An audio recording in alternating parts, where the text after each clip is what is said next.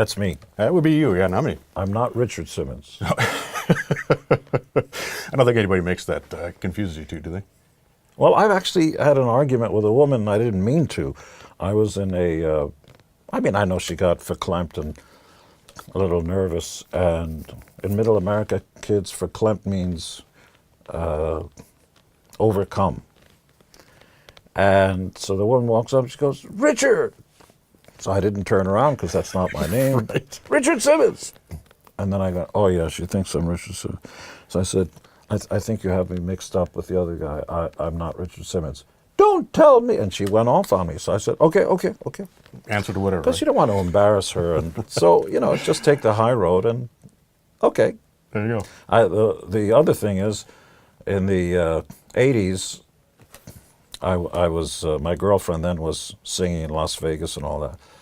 And so I was shooting a movie, and I cut my hair off and had a tan and had a three-piece suit, because you're going to Las Vegas. Suit, three-piece suit. I was looking sharp. And a limo pulls up at the airport, and two very attractive women, just barely on there, and they're coming over. And I'm going, yeah, good to be me. And they come up, oh, can we please have your autograph? And I'm going, of course, I'd be happy to. And I'm thinking, yeah, Gene Simmons. What should I make it out to? With love, Engelbert. Nice.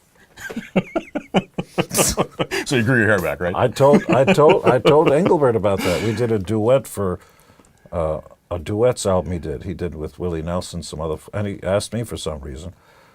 Nice guy. And I told him that story, and he was in tears. That's awesome. That's awesome. So you're here at Sweetwater doing a vaults, right? You have your vaults that you're presenting to people, but doing some extra special kind of additional things in the Sweetwater studios. Tell us a little bit about what's going on. Well, the vault is the largest box set of all time. It's 167 tracks spanning 50 years that have never been released. 3 songs I co-wrote with Bob Dylan. The Van Halen brothers appear on 3 songs. Joe Perry, all the Kiss guys, a lot of stuff. Right. Because I'm the luckiest guy. I said this to you off camera. I'm the luckiest guy I've ever met. My life has been so blessed and all that. And so whenever possible, whenever I meet anybody, I don't do it for them, I do it for me. It's purely selfish. When I meet somebody who's excited and just up about life, it inspires me more, because I'm connected to that little 8.5-year-old boy who came to America as a legal immigrant, who just couldn't imagine the good fortune and the astonishing truth of the American dream, and you're looking at him. There are no limits. Anything I ever dreamed of, if I'm willing to work for it, comes true. And my bosses, like your bosses, like everybody at Sweetwater, are the folks that you meet. And so I go out of my way. What we're doing here at Sweetwater is taking the time to press the flesh and find out what everybody's name is, and just, give them the time of day. Because when I was growing up, Elvis never tapped me on my shoulders and said, hey, how you doing, Gene? Right. And I'd like to change that. Right. You had groups of the people who were attending, and actually I got to step in there myself and sing along with you on Rock and Roll All Night. And I've been meaning to talk to you about that. I know, it was, it's maybe not my best performance. You were actually very good. Well, thank you very much. I appreciate that. Now get out. Yeah. But very cool. People are very excited to get to go in and sing with you and then get the photos. And I love that, because the Sweetwater folks are trying to change that thing, make music a part of everybody's life, because when you think of it, we all hum in the shower or when we're bored and when we're on a plane or traveling, and those melodies are yours. You're creating those melodies. And so the idea, whether you play an instrument or not, to just get up there and experience the joy of that. When you hear back your voice recorded or your instrument, it's magic. You go, wow, I never dreamed that. So I love looking at their faces and seeing that for the first time. And for most of the folks in that room, it's the first time they've ever been recorded. That's awesome. That's awesome. So you mentioned the melodies and things that people come up with. I'm curious, the 165, 167 songs that are in the vault, you said they've never been released. Are you writing songs all the time, or were these songs you created for other reasons, or where did they come from? My batting average is very low. I can write 10, 20, 30 songs, and maybe 1 or 2 will connect with people they may like. I'm not Lennon or McCartney, and I don't care who you are, whether you're Bob Dylan or anybody else. Very few of the songs you'll actually write connects with. It's like baseball. Your batting average is 300 and you're considered one of the top guys. Well, 70% of the time you miss. Mm-hmm.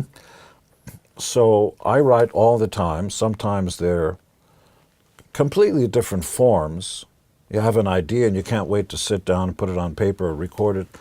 As an example, Paul McCartney, and you can find this in the Illustrated Beatles book, Paul McCartney wrote a song called Scrambled Eggs. And it was supposed to be a children's song, and it goes like this. Yesterday, something, but but yesterday was scrambled eggs. It was a little kid's song about what he had for breakfast. And it was Lennon who kind of sat down and go, no, you got something with this yesterday thing. So I have original versions of Calling Dr. Love, which originally was called Bad Bad Lovin' and had a different chorus and so on. Things like paintings, books, you do that, and then you come back and rewrite it and kind of mold it. And songwriting is no different than a painting. Right. You mentioned books. You have a new book, 27, and I'm fascinated by the premise there. Tell us what the story is behind the book. 27 recounts the tragedy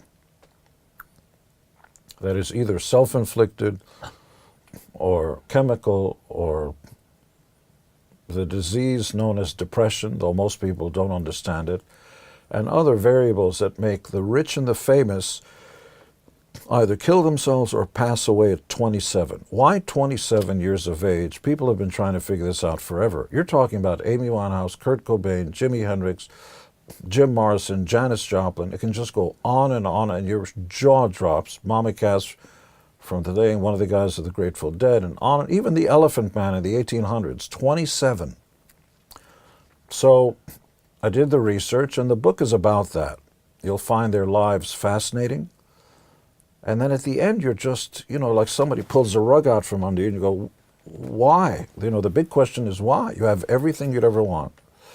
There are even recent electronic music stars and rap stars that kill themselves from drugs, either right before or right after they pass 27.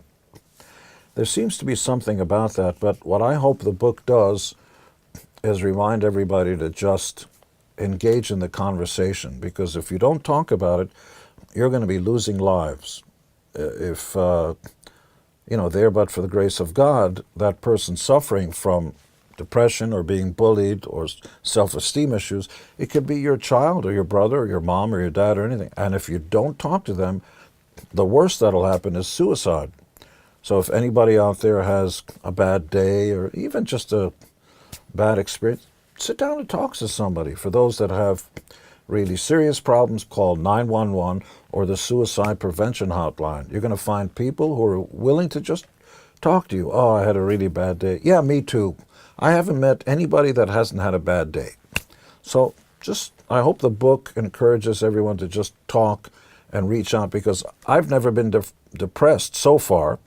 My hand is straight and it doesn't shake and everything, but not everybody's the same. We have different DNA, and some folks need, it's just a kind of hey, how you doing? I hope you're okay. Right. You're going to be saving lives, and I'm not just saying that. That's awesome. So many of the folks who watch these videos are musicians and engineers and producers, and one of the things that many musicians I talk to is that they're a bit averse to self-promotion, to working what they do and to putting themselves out there. There's almost a negative connotation that can go along with that. Obviously, you have the entrepreneurial spirit, like Chuck, who founded Sweetwater, who's also a musician. Tell us a little bit about what can help somebody drive that and move their career forward.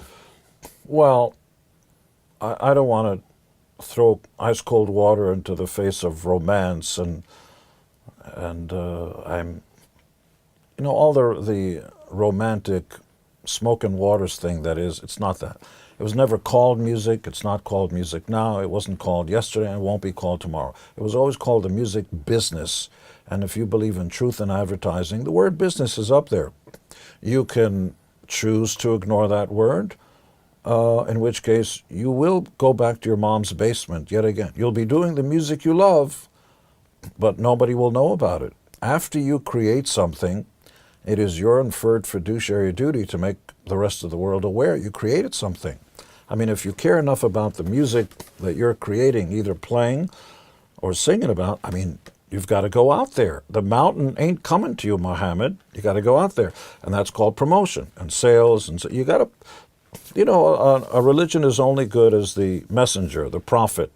Without somebody knocking on your door and say, hey, check my stuff out, whatever, they're not going to know about you.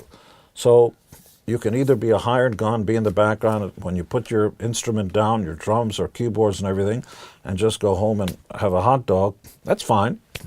You won't go anywhere. The people, and I know the folks up at the top, they go out there and they work every day, even if they're rich. A word to the wise, Carlos Slim, Buffett, Bill Gates, the most powerful people on the planet with the most amount of money, you know what they do? They get up every day and they go to work. The other thing they do is they promote themselves. Life is not enough. I want more. I want more every day. So I have a soda at 7-Elevens, and we have a restaurant chain, and ad infinitum ad nauseum. You don't have enough time in the day. But I'm here in Fort Wayne. I travel commercially. I came here because I want to meet my bosses. And tomorrow I'll be doing something else. And then you die. So while you're alive, for God's sakes, pump that heart. Doctors will tell you it's good. No matter how rich or poor you are, keep that heart pumping. I know the microphone. Keep that heart pumping. Work hard all day, and you won't have to say that stupid thing, I couldn't get to sleep last night. That's because you didn't work. You know who has no trouble sleeping at night? Ditch diggers. They're thrilled to go to sleep at night. Work hard, whether you need the money or not.